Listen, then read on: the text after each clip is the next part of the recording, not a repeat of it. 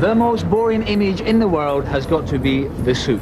Put a businessman in one and then it's time for a serious yard. Now the photographer Brian Griffin has mulled over this problem and he's came up with a very powerful result. It can be seen here at the National Portrait Gallery. It's called Work, and nothing is quite what it seems. What a wonderful world. Brian, you've dedicated the book to the people of the Black Country. Who are they? Well, it's somewhere where I grew up, and they're a set of people that that live in an area to the west of Birmingham that embraces a number of towns, like Wolverhampton, Dudley, Stourbridge. It's in every industrial region, and it's called basically the Black Country because it was just basically black through the industry that actually occupied that part of Britain.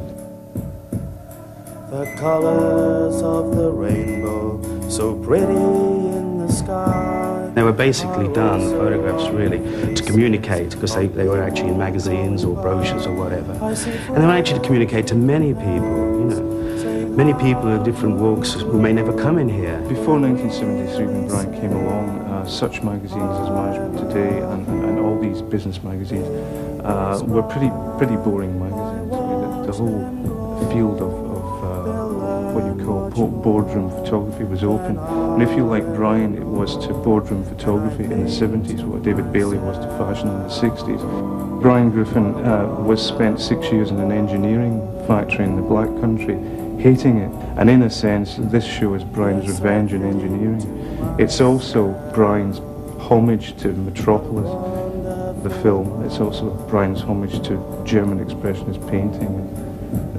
Fritz Lang. One thing that's very noticeable about the show is that it's very male-dominated.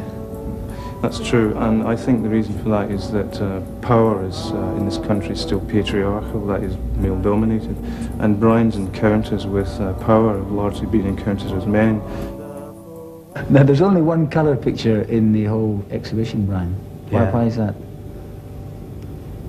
It's because it's my favourite photograph. You know, as you put your favourite photograph over the fireplace, you know, I put my favourite photograph over the fireplace in here, really. I just sort of feel that it's, I don't know, my masterpiece, I suppose. What a wonderful world. My masterpiece, I suppose. Yes, I think to myself, what a wonderful world.